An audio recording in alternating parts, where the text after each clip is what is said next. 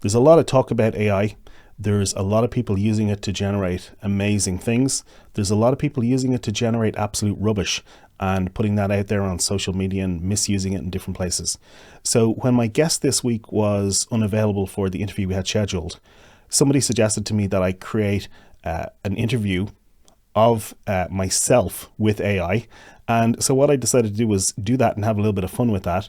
And so that is one segment of this show, but the rest of the show is kind of like a discussion about how I actually use AI to generate high quality content. I'll let you be the judge of that. And I'm going to show you how I actually use it to brainstorm, and that will be towards the end.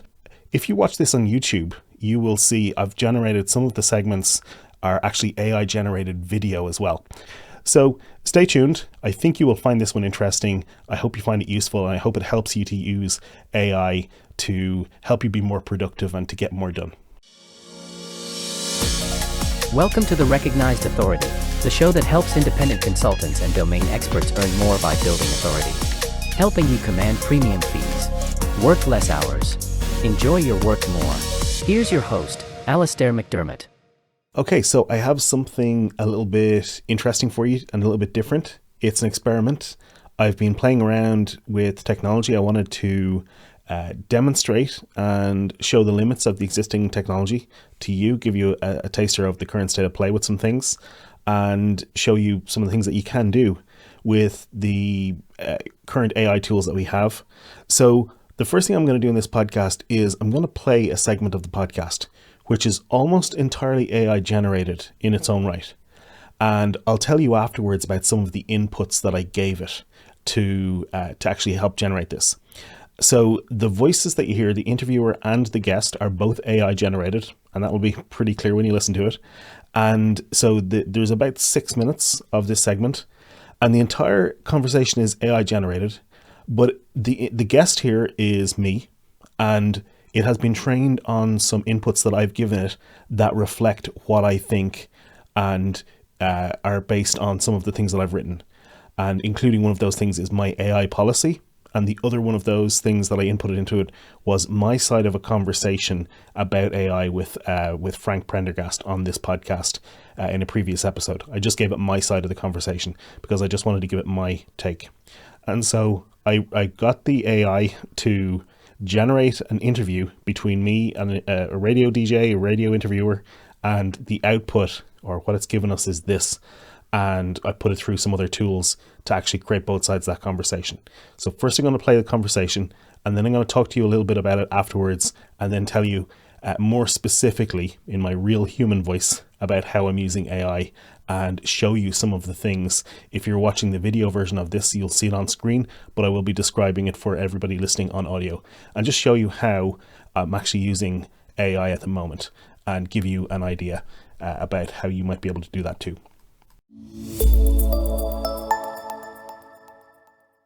Today we have a special guest, Alastair McDermott, an expert in using AI for content creation. Alastair, welcome to the show. Let's dive right in. Thank you. It's great to be here. How did you first get into using AI for your writing and brand building? I've always been fascinated by technology and its potential. When tools like ChatGPT and Claude came along, I saw an opportunity to streamline my content creation process. It's been a game changer for me. What were your initial thoughts on AI-generated content, and has your opinion changed over time? Initially, I was both excited and skeptical. The technology has its limitations, especially in capturing tone and style. But as I've used it more, I've found ways to make it incredibly effective, especially when you understand its capabilities and limitations. Can you give us a quick rundown of how you integrate AI into your content creation? Absolutely. I use AI for brainstorming, reformatting, and drafting some content, especially titles.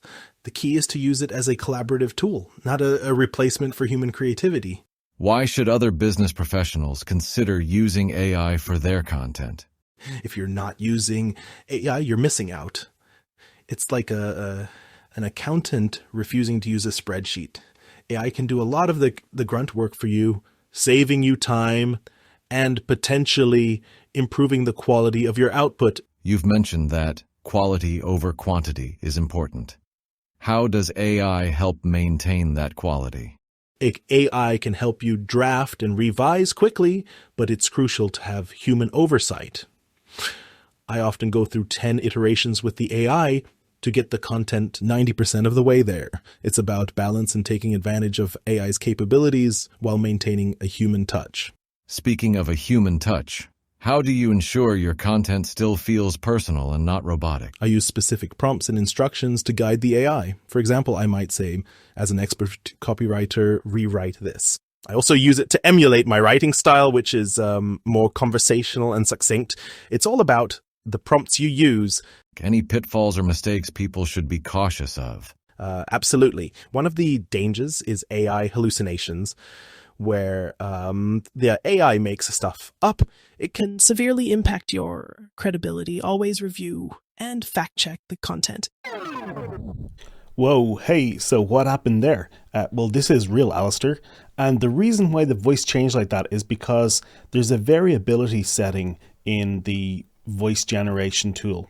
And I had that variability setting quite high. And this is a setting that allows you to change how much variability there is in the tone so that it doesn't sound monotonous and robotic. And unfortunately, when you set that above a certain threshold, or if you push the limit of that, it gets into this red zone, and obviously it can go a bit haywire. And so that's what it did. It went off on a tangent. And so it gave us this completely different voice. So what I did was I regenerated the rest of the interview with that variability setting lower. But I wanted to leave in that segment just to show you some of the issues that happen with these kind of tools. Has using AI made it easier for you to produce more content? What impact has that had on your brand? It has indeed. It's like having an assistant that can draft, revise, and brainstorm. It's helped me maintain a consistent output, which is crucial for brand building.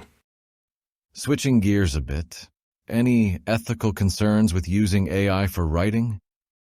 Ethical considerations are essential.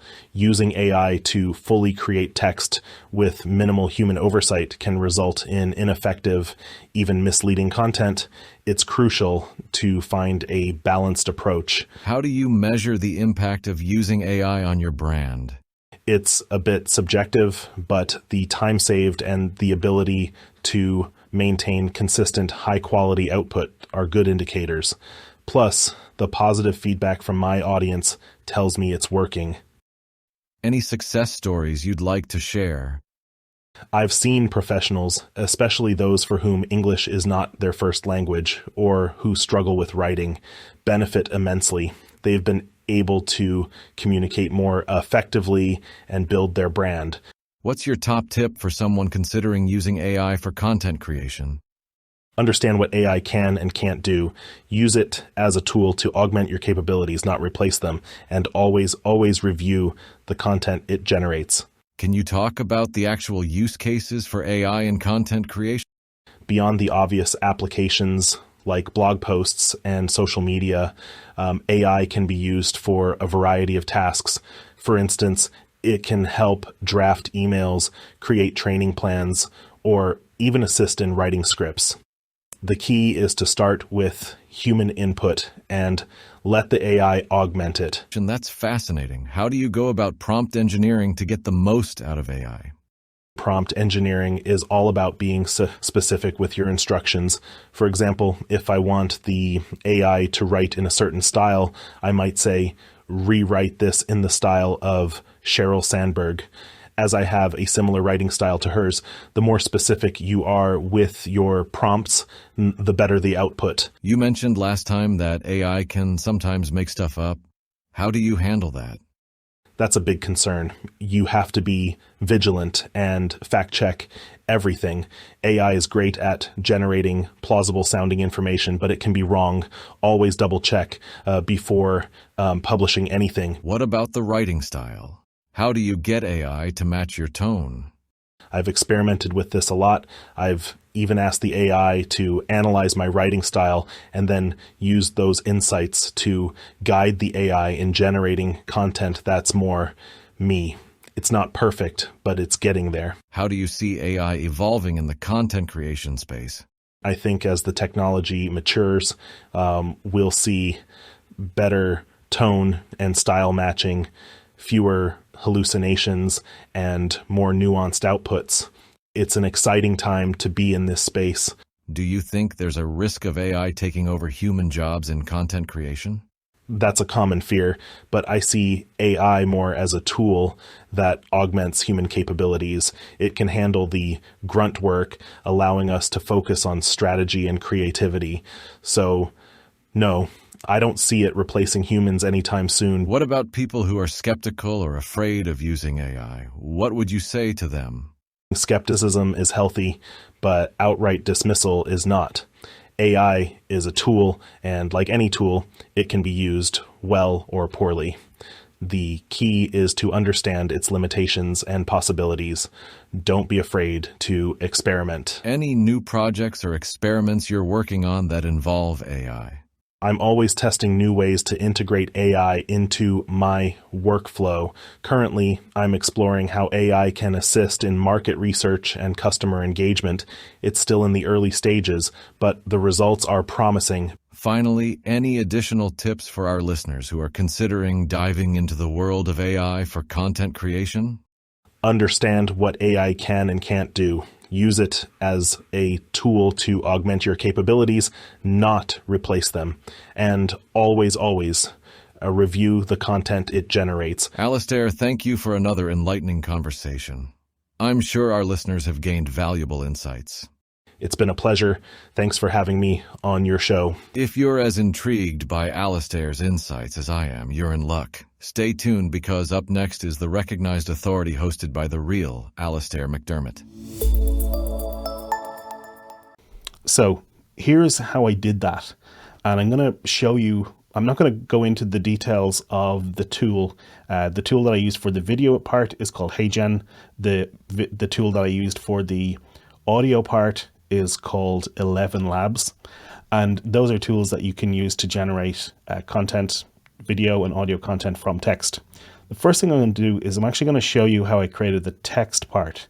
And so one of the things that's quite interesting is that the interview that was generated, the questions are all really good, and the actual answers that it gave are probably 95% accuracy for what I might actually say myself.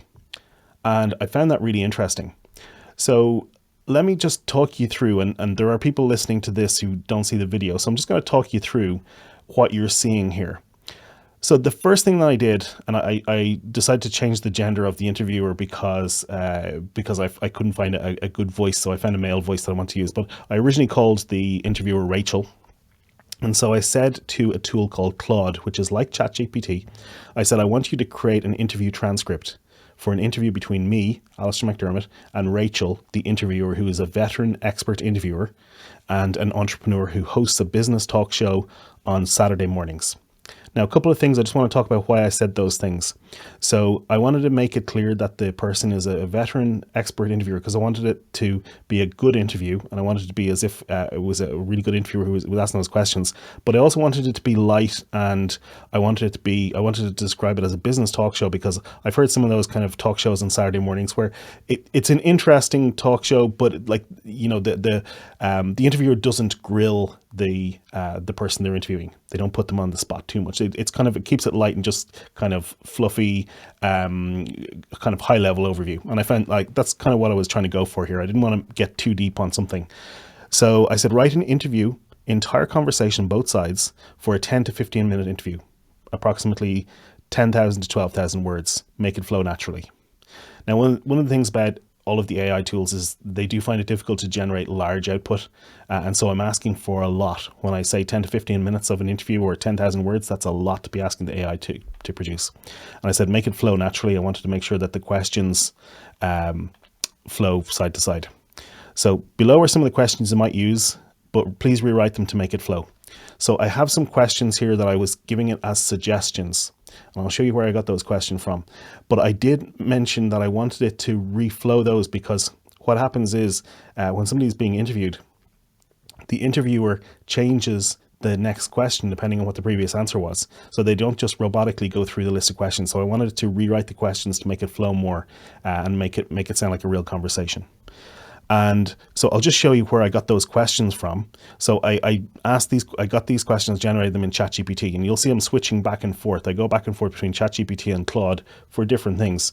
And Claude is very similar to ChatGPT, except it can take larger inputs, which is important in a minute. You'll see why. So in ChatGPT, I said, you are an expert interviewer in the B2B professional services space.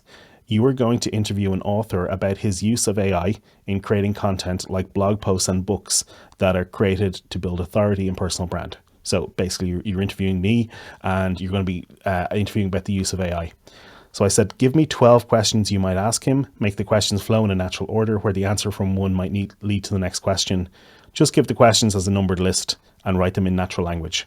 And so ChatGPT has given me 12 questions here.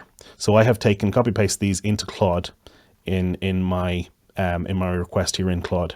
Now the reason why I find that ChatGPT tends to give me better output on the most part, but Claude is better at taking larger input. So that's why I go back and forth between the two. The second, going back to Claude, I said, write the entire interview conversation, and here's some of the questions. So I said, the following text is in 3 parts. Part 1 is a list of the questions. Part 2 is my AI usage policy that I created for my website. And so I've got the text of that, because this gives insight into what I think about AI. So this is helping it to create an interview that is realistic based on me. And then the third, part 3, is my side of the conversation from one of my podcasts where I discussed generative AI like ChatGPT. And so how I got that, so for every podcast episode that I put up on the Recognized Authority, there is a transcript, and that transcript is automatically generated in a tool called Otter. And so what I did was, I'm just going to look for Frank, because Frank was the other person in the episode. So let's see if I can find Frank's episode here. And so what we did, so here's the ChatGPT episode. This was a conversation I had with Frank. And so this is the entire transcript of that.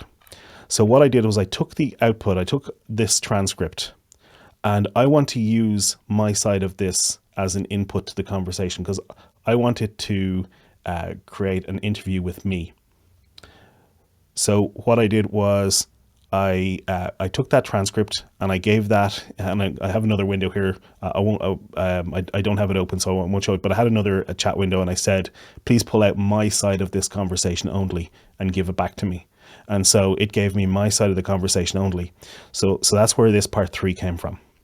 So now here's all of the inputs into this conversation. So the first thing is we've set up that it's an interview transcript for an interview between me and this radio interviewer, and it's going to be like a fairly light, high level business talk show type.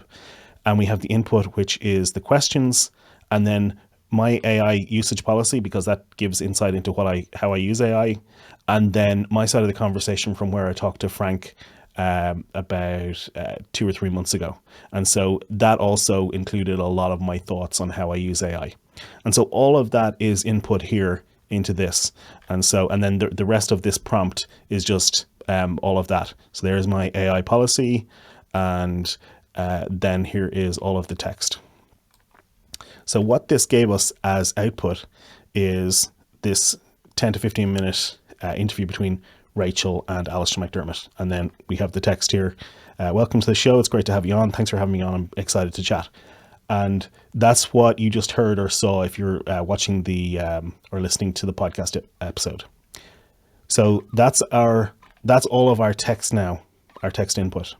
So the next step then, and by the way, this output here, it's definitely not 10 to 15,000 words, and it's not, I think it's about 6 minutes long. So the output is much shorter than, but you could say, let's go again. I think when I was experimenting with this, I said, I came back the next week and had a further conversation. Please write the transcript of that conversation. And it's able to generate more that way, so you can end up with longer output. So that's how I got the text of the interview. The next thing then was to take ElevenLabs, which is a tool that takes text input. And what I did was I trained it on my voice. So let's see if I can find over here, ElevenLabs. And so what I was able to do with this was I was able to record some recordings, I think of 60 seconds each. And I think I did 5 or 6 of them and asked for, and then it clones my voice based on that. And this is a bit creepy. Like the sound of it, it doesn't sound quite like you. It also gave me a bit of an American accent, and I think they're getting better now. I see different kind of accents or multilingual and things like that are being added to this. But this tool can then generate the audio. And so what I did was I generated the audio with this, and the other tool that I used then, and I used this for my side of the conversation, and then I was playing around with different voices to get the interviewer, and that's when I decided to change from Rachel, which was the name of the original interviewer, a female. I found a male voice I thought would be quite good, and then when I was playing around, I wanted to make a video element to it, and I found a kind of like an old black and white kind of 60s American talk show avatar that I used to create the video for that. So that's where that whole interview came from. I was able to kind of stitch all those pieces together, and that created this interview. Now, the interesting thing is the interview is actually really good. Like it's pretty much like I would answer those questions. There are only 1 or 2 sections of it that are not exactly as I would answer, but I would say 95% it's accurate for what I would say. Probably the most inaccurate is the shortness of the answers. I would probably take maybe 2 or 3 minutes answering some of those questions, whereas it gave like a 15 or 25 second answer. So I would be a bit more wordy with that. So yeah, that is how I actually created the interview and created the video of the interview. The video is a bit creepy, so if you check it out, you can have a look. I do have some notes on the video about what to look out for, lip sync issues, but you note that the head is moving when the rest of the image or the rest of the body doesn't kind of move naturally. But it's like this is the worst that AI is ever going to be. Everything that we see today, it's only going to get better and better.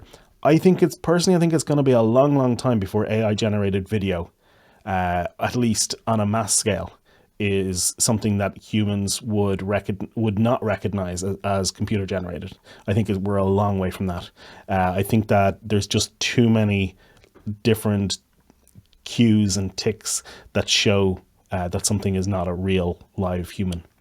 So, okay, that's just explaining the interview and how I generated that. And I think it's kind of an interesting experiment, but it's not how I actually use AI on a day-to-day basis. So I thought that I would show you a little bit about that as well, because I think that's interesting. And the biggest thing that I use AI for is probably reformatting text and turning text into lists and brainstorming and things like that. So I'm going to show you over here. Okay, first thing, in order to promote this live stream, I wanted to create an event description. So the first thing, here's a simple prompt. I need a title and an event description for a live stream to my audience where I demo how I used AI to create an entire text, audio, and video interview with an expert. I will also show some advanced use of ChatGPT and Claude to increase productivity, brainstorm, and reformat text inputs. So these prompts that you write are super important. And one other thing that I do that you may or may not know about is there's a thing in ChatGPT which are called custom instructions. I'm just going to show you what my custom instructions look like. So there's 2 questions in custom instructions. What would you like ChatGPT to know about you to provide better responses? And the second question is, how would you like ChatGPT to respond? And so I say my target audience consists of subject matter experts, executives, business leaders, consultants aged 40 to 65 in the B2B consulting sector. Their primary goal is to amplify their visibility and solidify their authority. Despite their vast experience, they grapple with content creation challenges and aim to break beyond their local networks. They're active on LinkedIn and regular podcast listeners. The main key points are lead generation, inbound marketing, messaging, positioning, content creation. And so I put in there, I'm not going to read the whole thing, but my content pillars cover establishing, leveraging authority, personal brand development, podcasting, content strategy, social media, content marketing tactics. So I have this filled out to give ChatGPT context so that I don't have to give the context in every single conversation. That's why I have that. Then the other thing is, how would you like ChatGPT to respond? So I now, this is something that doesn't work so well unless I tell you otherwise. Always follow these rules. The unless I tell you otherwise, giving ChatGPT negative instructions, it tends not to follow those negative instructions. It doesn't follow that very well. But I have given it the rules, so it tends to apply these all the time.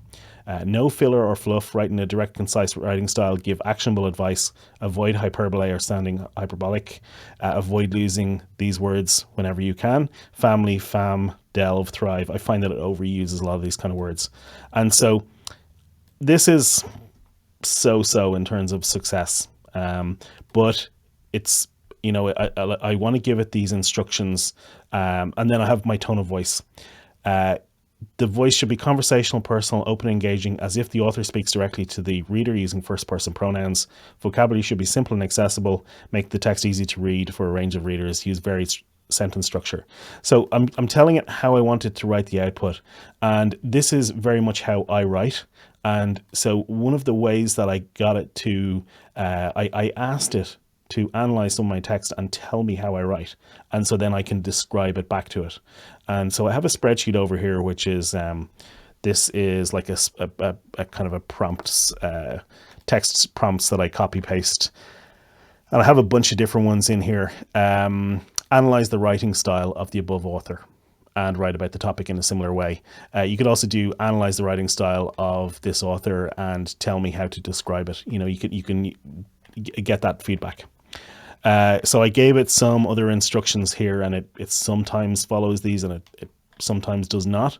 I ask it to add an opening hook. So open the piece with a hook that touches on a relatable challenge, promises tangible value, or starts with an engaging question. So this is really important in all of your social media content and in all of your content, really. You want to hook people from the start. It's a bit like the cold open on TV shows. Do you ever see the start of Breaking Bad? It's Walter White standing in his underwear with a gun in the middle of the desert and with a gas mask on his head, and you can hear sirens coming from over the hill in the distance. And that's the very first thing you see in the entire series of Breaking Bad, and it just piques your interest, and then it cuts to 24 hours earlier or whatever it is. And so it's the same with films, like movies like any of the movies like Fight Club. There's a guy tied to a chair at the top of a skyscraper, and then there's bombs or whatever. And so, it's all about grabbing attention, and that's what your opening hook is. So I would suggest that you use opening hooks in all of your content anyway. I think it's a really important thing to learn. And then closing with a call to action, adding a call to action. So I'm telling ChatGPT that I want it to do these things, and it's really good actually at following these two instructions. So you'll see that in some of the content I show you. So, okay. So I told ChatGPT for this particular stream, I said I need a title, event description for this, and I wanted to give me that, and then it's given me the title. You'll see that it's actually called out the opening hook. It's told me what the opening hook, that this is an opening hook, and then at the end it's got the call to action, CTA, and it's actually called that out as well. So this is interesting that it's marking those out. So it is following the instructions when I give it that. So that's one way that I use ChatGPT in using those custom instructions to make the output more kind of effective and not have to repeat yourself time after time. Now, the other thing that I use it for a lot is I use it for brainstorming, and I'm not sure. Let's see what I have here, because I have some older conversations. I'll see which ones might be useful. So one of the things that you'll notice when I'm writing prompts for ChatGPT is almost always the first thing I want it to do is act like. and I tell it to act like an expert in a certain field, quite often a B2B marketing copywriter. So I said here, act like a B2B marketing copywriter with huge experience in helping writers publish successful books on Amazon. First, I want you to help me rename this book. I want you to give me a catchy book title, suggestions in the form of title, longer subtitle. Use the term super practical guide in 10 of the title suggestions and give me 15 others. Here's the working title, and I gave it the working title of one of my books or my booklets. And this is information about it. So I've given it lots of input. I've told it how to act. I've told it what I wanted to do and the exact format that I want the output. And then here's the kind of the more context. And that's where it starts to give. Now, this is how I use it for brainstorming, because now I'll look at these and see, do I like any of those? And you can call out by number, hey, I like number 3 and number 7. Can you give me variations on those, or can you merge those and see? So, and then it's given me gave me what I asked, it gave me some other options as well. So that is, so I said, give me 10 variations on this, because now I'm iterating. So that's the thing here is iterating on the previous output. And now I tend to go in a very iterative process when I'm following with ChatGPT. So I say, give me 10 variations on this, concentrating on switching up the subtitle only. And I gave it, and it's given me more. So that's how I use it to get ideas and to kind of iterate and get more ideas. Now, there is another thing that you can do, which is quite interesting for brainstorming. And so I'm going to pick, let me pick a topic. Okay, I'm going to pick value-based pricing, because it's an interesting topic. I've interviewed Jonathan Stark, I've interviewed Christo, Alan Weiss, and then the grandfather of value pricing, Ron Baker, and I've interviewed all of those on my show on the Recognized Authority. They are all experts in their field, so I know those. So I'm going to ask ChatGPT, please. So I'm going to say, I am inviting, I'm going to give it the list. So Jonathan Stark, Christo, who else did I say? Ron Baker, Alan Weiss, to a panel discussion on value pricing.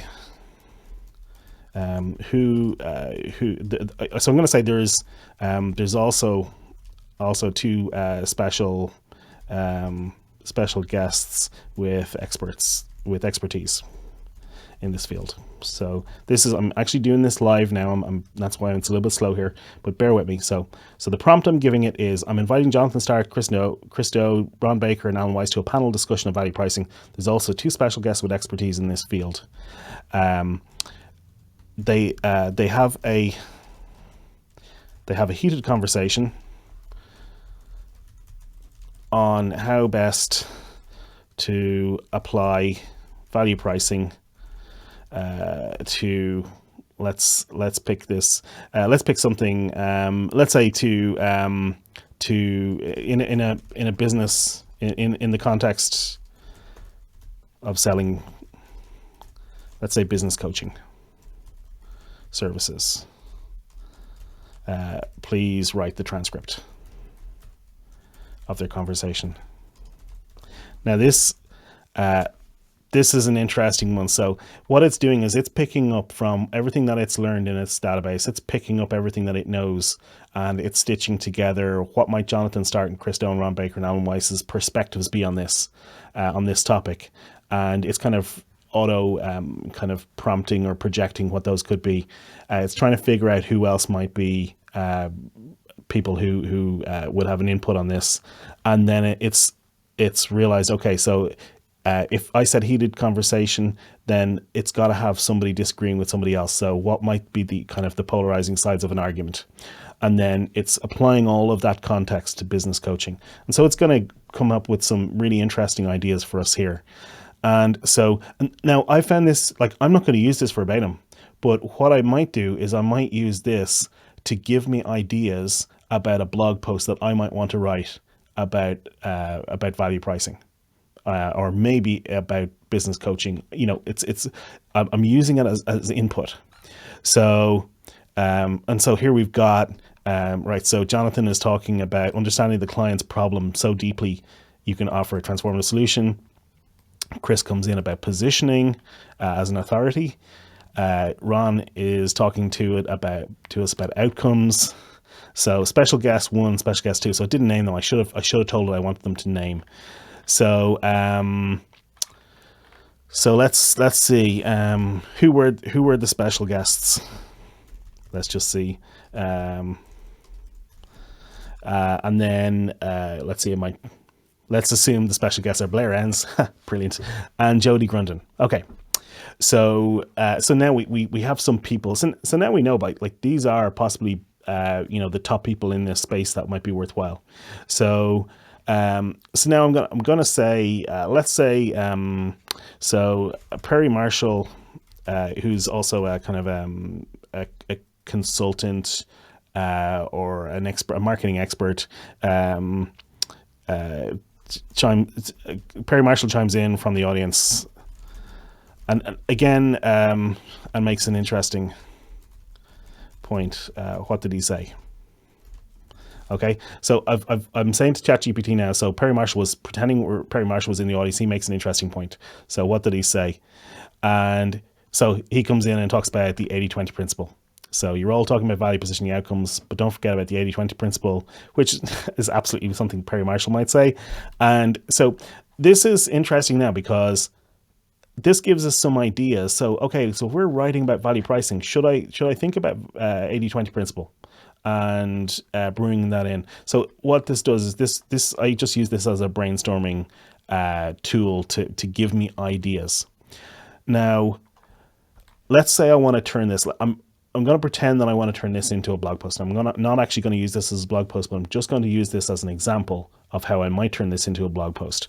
So I'm going to say, take the entire previous conversation,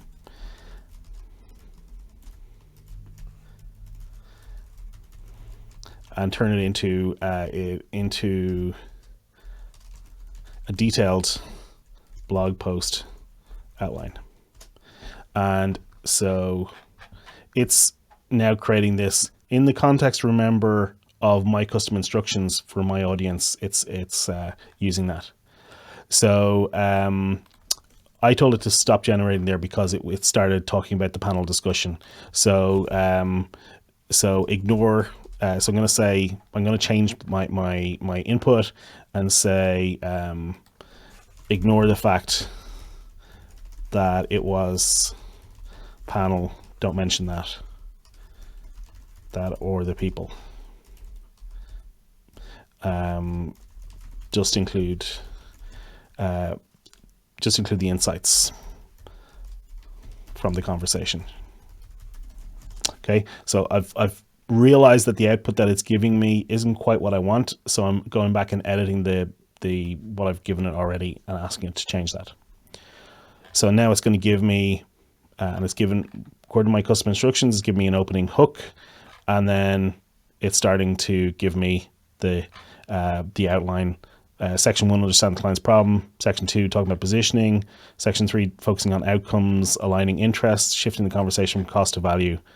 Okay, so now I could say, okay, now write the first 500 words, including section 1 to 3. So now I'm telling it to start actually writing the content. And so this output now is going to be a bit better because you've given it a lot of inputs and you're kind of molding it. Now, I still wouldn't be happy with this. I also will almost never include introductions and conclusions in the way that it does. It gets very formal in the way that it does that. That's not my personal writing style, but that is something that ChatGPT will almost always output. But it's interesting to see how it gives us gives us some things here like action steps, and the output here is actually pretty good. This output is way better than if I had just launched into, I want you to write me a blog post about value pricing in the context of business coaching. So the output here is going to be far superior to that. So now what you can do is you can do other things with that. So one example would be write that in the form of a 10-page linked carousel document for LinkedIn. So you'll notice that I'm not giving it the act as instructions. Oh, it's going and checking Canva because I have Canva turned on. So it's giving me some templates as well. And it's going to show those. So it's giving me the templates here from Canva. Now I didn't ask it for those, but I guess I must have said some trigger words for that Canva plugin. The Canva plugin is not great for ChatGPT. What it does is it just searches the templates in Canva. But I guess that's useful. But what I want to know now is it going to forget the rest of my so let's say I'm going to tell it use the first one. This is the first time I've been using that. So here's how the content would be structured in a 10-page LinkedIn carousel. Now it's giving me the actual content. So the cover page, it's giving me the cover, the title, the subtitle, the opening hook for page 2, the text for page 2, the text for page 3, page 4, page 5. And so it's giving me the text for these. And what it's done is I've got the blog post, and now it's giving me this this as a carousel. It's giving me the text for all the pages. So now this reformatting is how I use ChatGPT and these tools. But typically the inputs that I give it are different. So quite often what I'll do is I'll actually narrate. I do this sometimes when I'm driving. I'll stick on record, and I will record while I'm driving about a particular topic. And so it could be a blog post, it could be some ideas for a book or for changing a book or something. And I'll record that in the Otter app, which is Otter that I showed you earlier on. It's the voice narration tool. And so I'll take some notes in there, some voice notes, and sometimes I'll actually write the ChatGPT prompt. I'll actually say that in my conversation that I'm recording. So I take that, and if I'm driving, by the time I get home, it's already been transcribed into text. So I'll take the text from Otter, and then I'll put that straight in to ChatGPT as the input. And if it's too long, because sometimes it's too long, I'll put it into Claude, and I'll give that as the input. And then the output that I'm going to get, it's actually based on my expertise and my knowledge. And so that means that the output's going to be far superior to kind of the generic, because what ChatGPT is doing to create the average content is it's giving you back the average of all of the knowledge that it's been trained on. And the databases that they've been trained on, they're not perfect. It's not the sum of all knowledge for the entire human race that some people think it is. It's not magic. It's a training database that has a lot of information in there, but it has biases in there, and it has incorrect information sometimes. So you have to be really careful about just using its input verbatim. But if you control the inputs more, and if you give it more input, what it's going to give you out is going to be much better because of that. So one of the other things that I did with Claude, because Claude can take more input. So let's see if I can find this here. I took the entire text for my book, 33 Ways Not to Screw Up Your Business Podcast. And I took the entire text of that and pasted that into Claude as text. So that is, I think it's 26,000 words, 30,000 words, something like that. I think I skipped the appendix and those sections. Oh no, I think I included those. Okay, so yeah, it's literally the entire book text. And I said that this was when I was playing around. I was originally going to do an interview based on the author of the included book, me, and the interviewer that I talked about. And so I got it to write up an interview based on that. And we might use that some other time. I don't know. But all of that, those answers are generated from my book. And where I think this is going to be really interesting is when I, as an author, can give it all of the text of all of my books and all of my blogs and all of my social media posts, and then say, okay, here are some thoughts on this topic, and I want you to write a blog post based on everything that I've written. Now create something in my writing style, and give me a detailed outline of that. Now, that's going to be that's kind of the next level of this, but we're still a long way from that. And the ChatGPT is doing ChatGPT Enterprise, which is going to be allowing for a little bit of that, not just for an individual like me, but for a larger corporation where you can have these. Chris Do is doing something similar to this.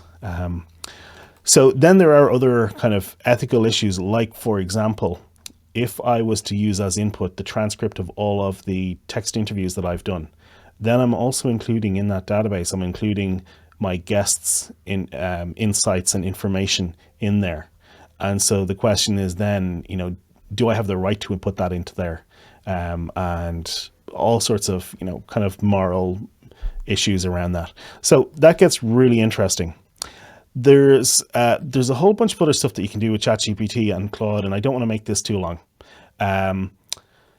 So one of the last things that I want to show you is just the 2-part prompt.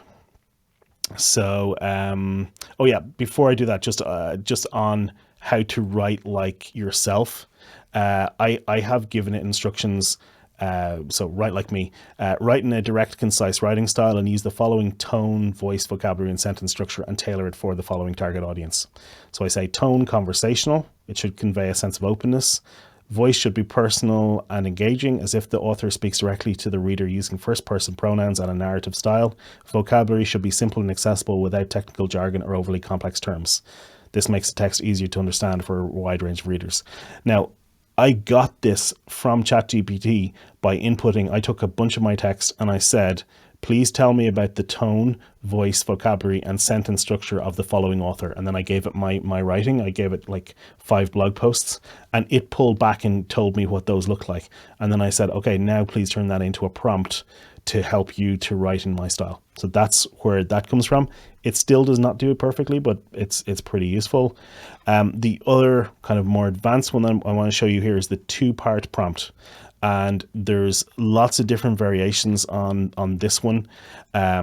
So I'm just going to show you how you might do it. So first thing is, act as an expert in blah, and to help me to create and whatever it is that you want. So act as an X expert and help me to create Y. I want you to help me brain dump and get all of the necessary information down, and give me your response in 2 parts. And this is the key part of this and why it's interesting. Part 1 will be an updated list in the form of a table. You can do it in a table, whatever way you want to do that. The columns, you can give it, if you're asking for tables, you can give it columns and things like that. Part 2 of the response will be another question to help us further refine and update. Now, this is really cool. You can use this for a lot of stuff. The last part is keep asking questions until I tell you that all the items are fully up to date. Okay, I'm just going to show you how you could use this. And so I'm going to make this, so act as a productivity expert. I'm going to say act as a productivity expert and help me create a concisely written but complete to-do list. Okay. So I want you to help me brain dump and get all necessary information down. Give me a response in 2 parts. Part 1 of the response will be an updated to-do list, right? And part 2 of your response will be another question to help us further update the list. And keep asking questions. So I'm just using this to create a to-do list. I'm going to just make some stuff up for the purposes of this show. So okay, because I've got custom instructions turned on, it's actually started to create this for me. So this is where sometimes you need to turn off those custom instructions. So I'm just going to copy paste that prompt again. I'm going to go in and I'm going to custom instructions. And I'm going to say turn off. And now I'm going to do new chat. And now I'm going to use that again. So now what I'm doing is I'm asking ChatGPT to help me create a to-do list. So let's do a to-do list. So we're going to have 3 things. So please go ahead and list all the tasks that you think. So I'm going to say get milk at the shop, cook dinner, and record a podcast. episode. Okay, so I've told it 3 things I need to do. So now it's told me it's going to start organizing these into a table. Now remember, this is the 2-part prompt. So it's given me part 1, it's given me my to-do list of my 3 things I need to do. Now part 2 is it's given me refinement questions. Do we have a specific recipe in mind? For the podcast episode, do you need to prepare a script? Are there any other tasks? So I need to invite a guest. I'm going to say I need to get spaghetti for the meal, and I'm going to say I need to get petrol. That's gas for the Americans in the audience. So now it's updated, because this is the 2-part prompt. The first part is it gives us the updated list, and so now it's giving me the full list back. Now there's 4 items on the to-do list: get milk, cook dinner, record a podcast, and get petrol. And so now it's asking me more questions about that. And so this 2-part prompt is really useful, because you can kind of use this as a brainstorming tool when you're creating content, or to do almost anything where you want to get stuff out of your head. And what it's doing is you're seeing the new updated list of items every time as you add more and more to it. Now, what I find with ChatGPT and any of these tools is, as the conversation goes on and the further you get from the initial prompt, the more degraded the possibility is of it getting stuff wrong, of it degrading its knowledge. I think it's to do with the token length, which is the amount of stuff it's able to hold in memory as you get further and further away from that initial in terms of the amount of text. So you could find that this only works, you might be able to use this only 8 times or 10 times or something like that, depending on what the list is. But it's a really useful way to kind of have that conversation where it's almost driving the conversation. And the key to that is the 2-part prompt. So you say part 1, so give me a response in 2 parts. Part 1 will be an updated output. And by the way, you can use this, it doesn't have to be a list. This could be an updated blog post, or it could be an updated event description.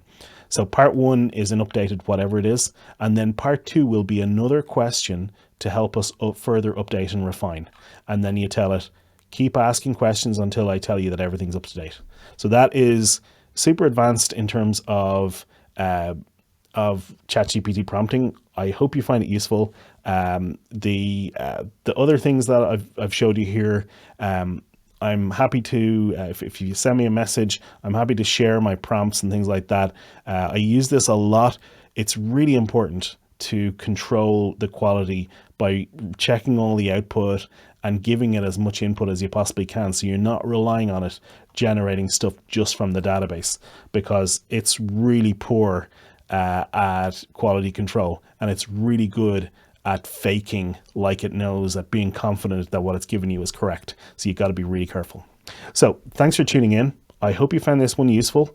If you're listening just the audio version, please do go check the video. I think you'll find some of the video, particularly the start where I showed the AI generated video. I think you'll find that interesting. So I'd love to get your feedback on this if you found it useful. If you found any of the AI prompts useful, please check those out. And I've also put up a bunch of stuff on Amazon in terms of my books and booklets, and some of those are free. So if you search my name on Amazon, have a look there, and you'll see some about content creation, getting quick wins from content, and some things like that. So yeah, thanks for watching. Thanks for tuning in. Thanks for listening. See you next time.